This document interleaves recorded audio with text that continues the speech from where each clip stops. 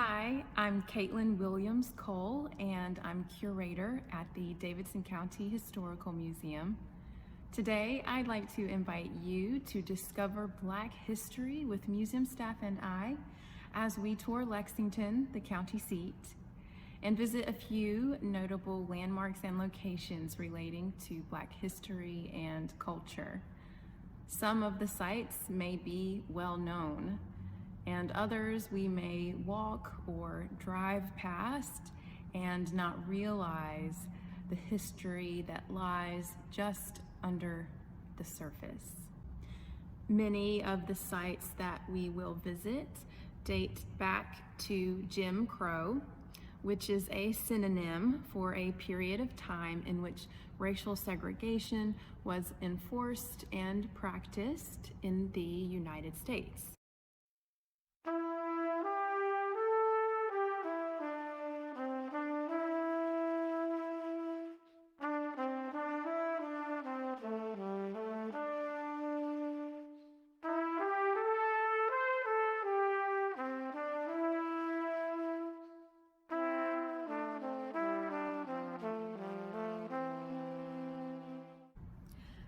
Some of the stops along the tour are places where people challenged the inequality and injustice of Jim Crow.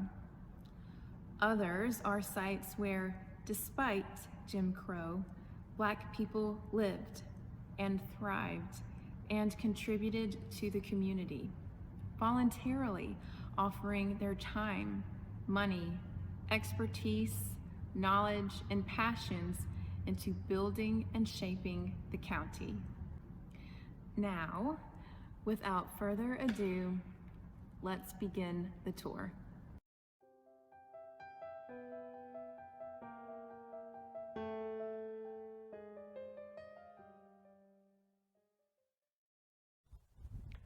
I'm Stephen Harris, Registrar of the Davidson County Historical Museum, and I'm in the Lexington City Cemetery at a historic site that raises more questions than answers. In a vacant section of the Lexington City Cemetery stands a pyramid-shaped rock marker dedicated to enslaved people who were buried in this location prior to the Civil War. It is believed to have been placed here sometime in the late 19th or early 20th century. The plaque atop the rock base has been replaced over the years. However, it is uncertain if this element was part of the marker's original design. The plaque reads, "In this large vacant space, before the Civil War, Negro slaves were buried by their masters." It was common for enslaved people's graves to be only marked with a fieldstone, temporary marker, or go unmarked completely, which prevents us from knowing exactly who was buried here and the time frame that this plot of land was used for burials. Unfortunately, the lack of information on this gravesite is representative of the greater challenge of finding historic records on African Americans before the Civil War. As a way to recognize these unmarked graves, members of the community held a ceremony on February 15, 2020. The ceremony was officiated by the Reverend Arnetta Beverly of St. Stephen United Methodist Church, who stated, "We want to make sure their souls have been committed. It is a way to recognize those unnamed souls who made not only Davidson County, but the country."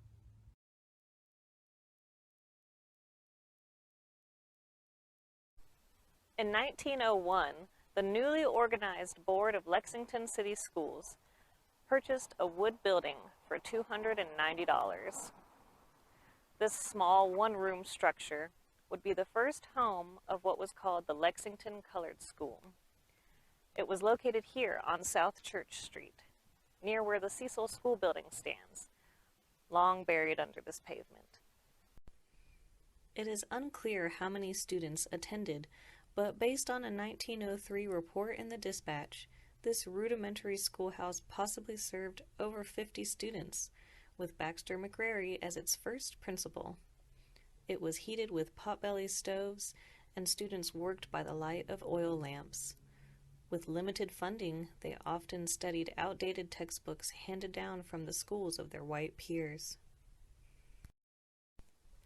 Later, in April of 1915, It was ordered in a meeting by the city fathers that the colored graded school be wired for electric lights. The city fathers were an early form of city councilmen who oversaw the needs and improvements of the area. However, it is unclear whether or not this task was ever completed. 7 years later, a 1923 Sanborn map still showed no lights in the building. During this time period, the Rosenwald program was created with the partnership of philanthropist and educator Booker T. Washington and the president of the Sears Roebuck Company, Julius Rosenwald. This program helped fund the construction of hundreds of colored schools across the South.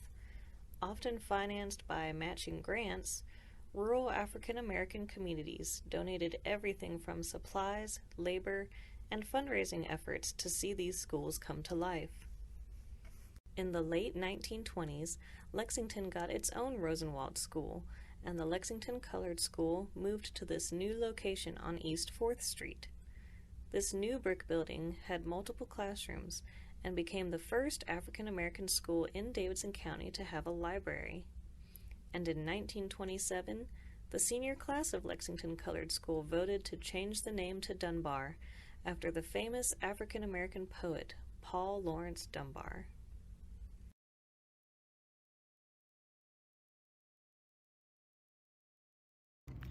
When American Legion Post 255 was formed by a group of local black veterans in 1946, it was the first organization to serve black veterans in Davidson County.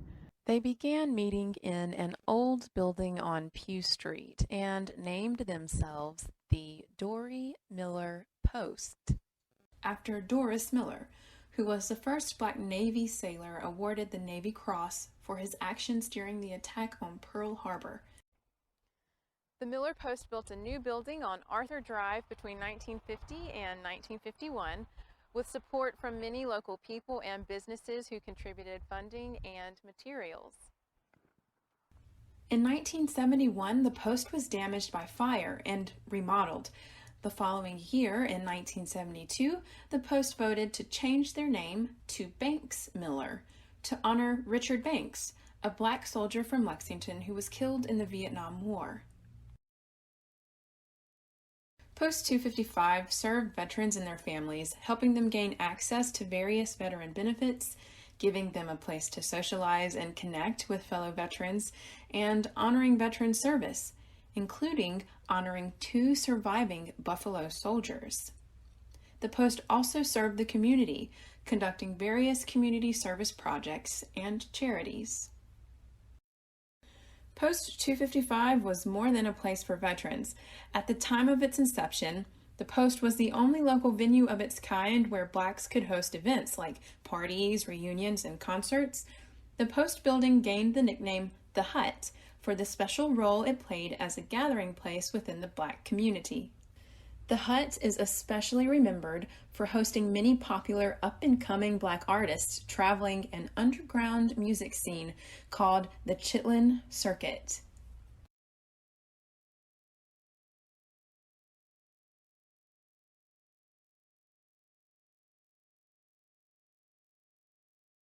Post 255 member John Neely Sr. booked many artists traveling the Chitlin Circuit to perform at the Hut. He also assisted them in finding lodging and food during their stay. His wife cooked dinner for Marvin Gaye, and once Otis Redding joined in on a family cookout and had hamburgers in the backyard before performing at the Hut later that night. Artists like Otis Redding, Marvin Gaye, James Brown, Ike and Tina Turner, Jerry Butler, Etta James, Kool and the Gang, Joe Tex, and Sam Cooke all traveled the Chitlin Circuit and are just a few of the artists remembered to have performed at the Hut. These days, the Post may no longer be the scene of an underground music operation, but it continues the legacy of being a place of community, of servitude, and honor. The Post hopes to continue this legacy through the recruitment of new members.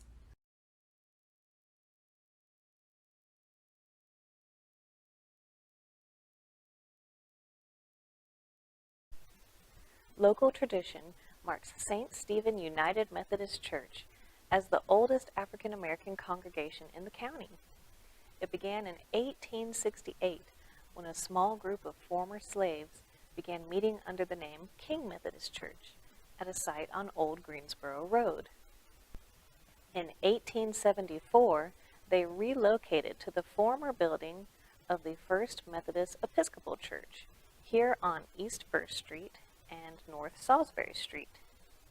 But it wasn't until 1885 that the name officially changed from King Methodist to St. Stephen after a successful petition brought by Baxter McCrary.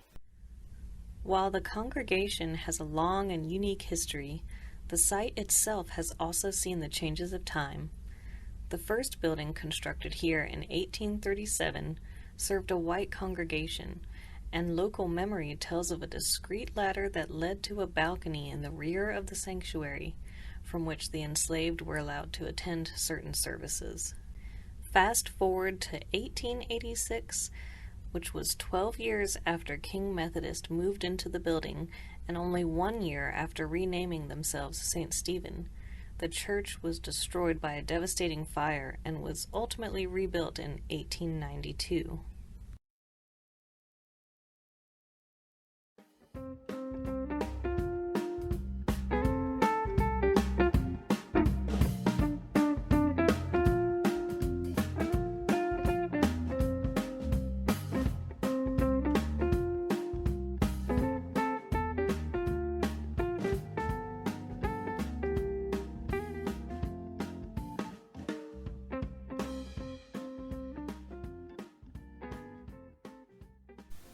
Later, in 1923, a new sanctuary was built, attaching to the existing structure. This expansion allowed for a larger sanctuary and a new Sunday school room, creating the building that we see today. Built in the classic revival style, some of the key features of the building are the stained glass windows and a 2-story bell tower.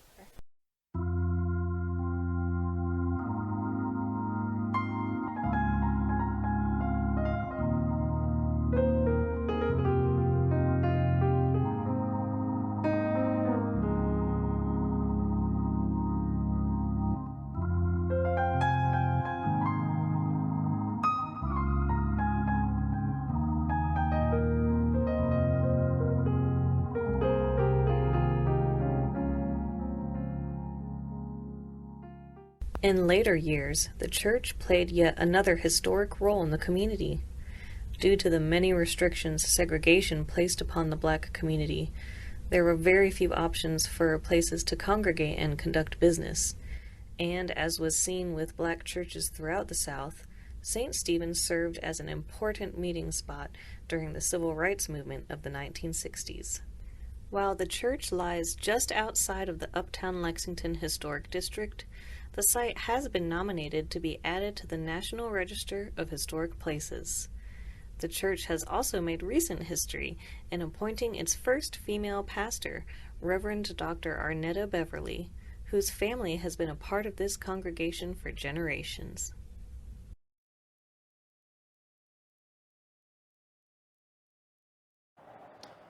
Racial segregation shaped the way that places were built, both buildings and landscapes, for over a century. The historic site we are about to tour contains physical remnants of segregation architecture. The building's preserved architectural drawings are of special interest to historians, in part for what it teaches us about the movie-going experience throughout the 20th century. The Edward C. Smith Civic Center is a special events venue located inside a historic theater. The Civic Center has most notably hosted live artistic performances since 1980, but the site itself has been an entertainment mainstay for nearly a century. The very first theater in this location was the Lexington Theater, built in 1923. It seated 1,500 people and was well equipped for live roadshow performances and motion picture film screenings. Why, Muty, I'm a new man. Haven't you heard about the wonderful thing Dr. Weston did for me? He pepped up my pulse, gave me a set of vocal cords. You ought to see him. Take it from me, you'll never land a job the way you are. At the end of the silent film era, ownership of Lexington Theater changed, and a new talking picture sound system was installed. The theater reopened as the Carolina Theater on September 1st, 1930. In 1945, the Carolina Theater was destroyed in one of the most devastating fires in the city's history. The city was quoted stating, "Lexington had entered a recreational crisis as a result of the theater's demise." Area theaters increased hours, and Lexington High School auditorium temporarily converted into a theater to help meet the demands of local moviegoers. But the Carolina Theater would rise again, reconstructed in 1948. The new Carolina Theater was designed by architect Earl Stillwell, who specialized in theater designs throughout the Jim Crow era and bore racial segregation in mind when designing them. The desired effect of Stillwell's designs was to ensure the races did not converge physically or visually for the entirety of their visit. Separation of black patrons from white patrons was achieved through architectural features characteristic of Stillwell's work, including barriers, duplicate facilities, diversions, entrances, and passageways. At the Carolina Theater, black guests entered the building through a separate entrance, which from the outer lobby diverged into a narrow passageway of stairs. This stairway bypassed the main lobby and auditorium, leading to the mezzanine, where segregated facilities including restrooms and concessions could be accessed, and to the balcony, to which black patrons were restricted to sit.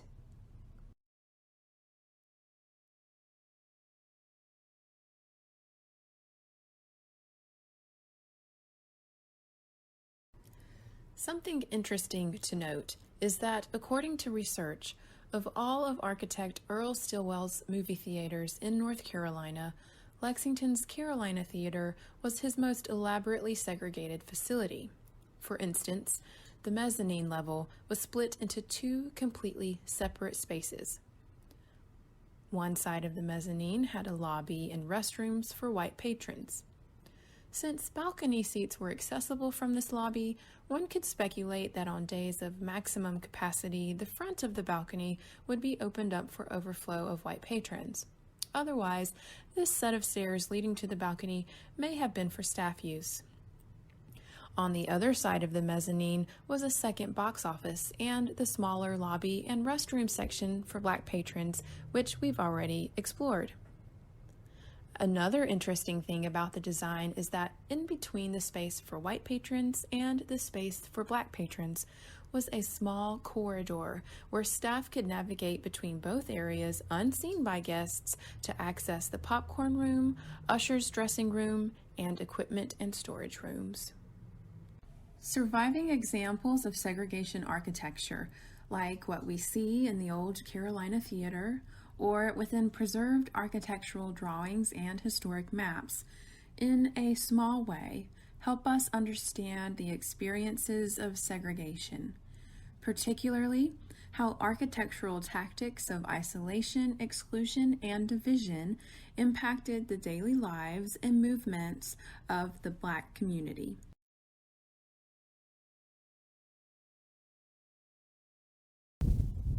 On June 6, 1963, at this location, a race riot in Lexington was reported on across the country and even made headlines in other parts of the world.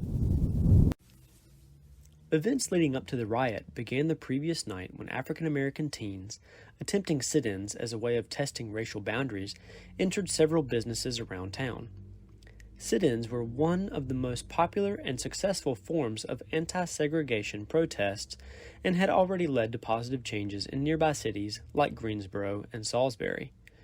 Though the Lexington teens sat in on a lunch counter without incident earlier in the evening, they were denied entrance into the Carolina Theater and the Lexington Lanes bowling alley. It was also reported that a small group of whites saw them and proceeded to follow them outside, taunting them with jeers.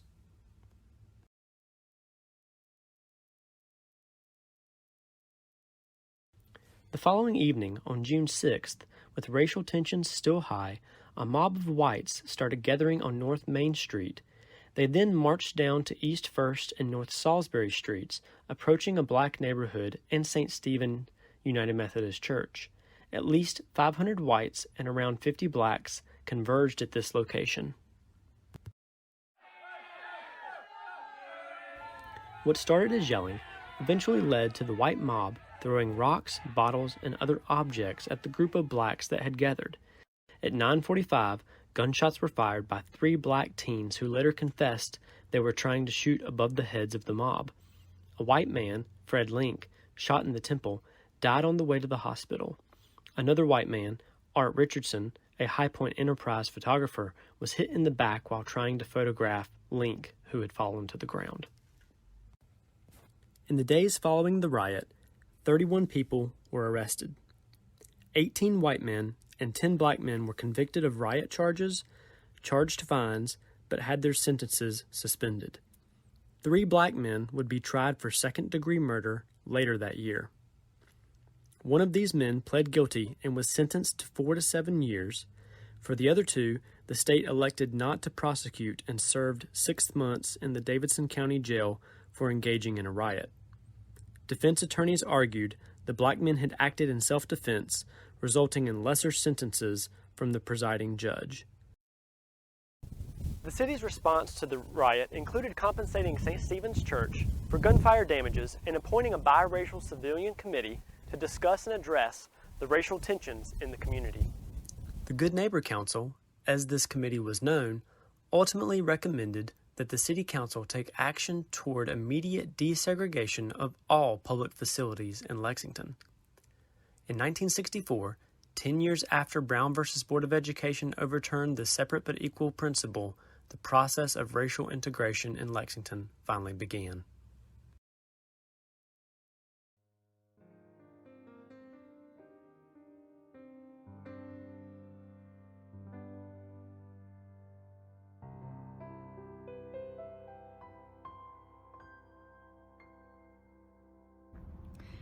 This brings us to the end of the tour. Not because there is not more to discuss, there is so much more to discuss, but because that's all that we have time for in this video. If you have questions about anything you learned on the tour today or would like to discuss more Black history of Davidson County, please contact us at the Davidson County Historical Museum. You can visit davidsoncountyhistoricalmuseum.com for more information. Thanks for joining us on this tour. We hope you enjoyed it. Take care, and we will see you next time.